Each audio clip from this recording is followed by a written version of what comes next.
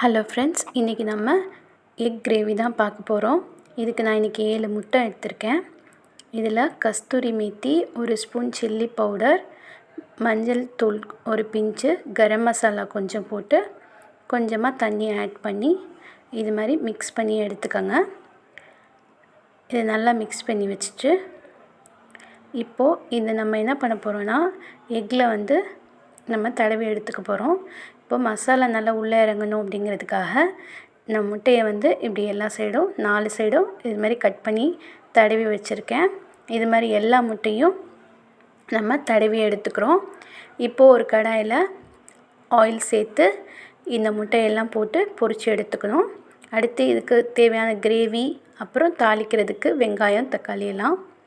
இப்போது ஒரு கடாயில் எண்ணெய் சேர்த்து நம்ம கிரேவிக்கு நம்ம ரெடி பண்ண போகிறோம். இதுக்கு 10 சின்ன வெங்காயம், பச்சை மிளகா 3, அப்புறம் இஞ்சி பூண்டு எல்லாத்தையும் போட்டு நல்லா நம்ம வதக்கிக்கிறோம். வதக்கிட்டு இதோட ஒரு காமூடி தேங்காய் போட்டு அதையும் நம்ம வதக்கிக்கலாம். வதக்கிட்டு இதுக்கு நான் 3 தக்காளி எடுத்து கட் பண்ணி வச்சுருக்கேன். அதையும் போட்டு நம்ம வதக்கிக்கலாம்.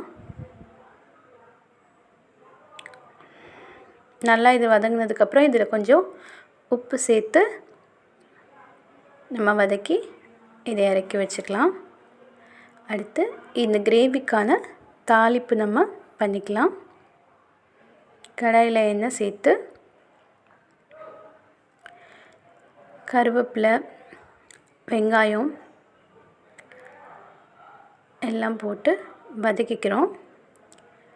நல்லா கண்ணாடி பதத்தில் வந்தோடனே தக்காளி ஆட் பண்ணிக்கலாம். ஒரு தக்காளி தான் கட் பண்ணி வச்சுருக்கேன். மொத்தமாக 4 தக்காளி, 3 தக்காளி நம்ம கிரேவிக்கே போட்டோம். ஒரு தக்காளி வதக்கி எடுத்துக்கிட்டோம். இப்போ இதோட மசாலா என்னென்ன சேர்க்க போகிறோன்னு மல்லித்தூள், கரம் மசாலா, மிளகாப்பொடி, மஞ்சள் தூள். காரம் எவ்வளோ வேணுமோ அதுக்கேற்ற மாதிரி மிளகாத்தூள்லாம் சேர்த்துக்கோங்க. 1 ஸ்பூன் தான் சேர்த்துருக்கேன். இப்போது இந்த மசாலாவுக்கு தேவையான தண்ணி ஊற்றிக்கலாம்.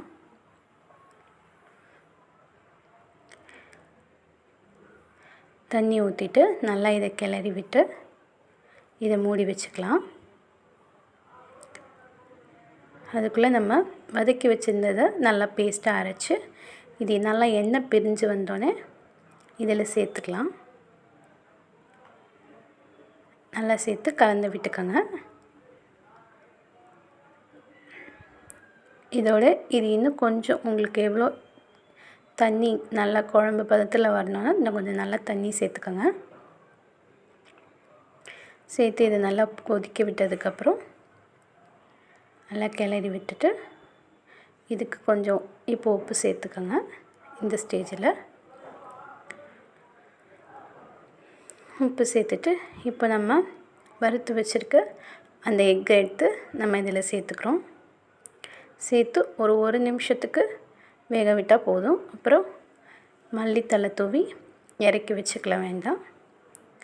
சுட சுட சாதத்துக்கு எக் கிரேவி எப்படி இருந்துச்சு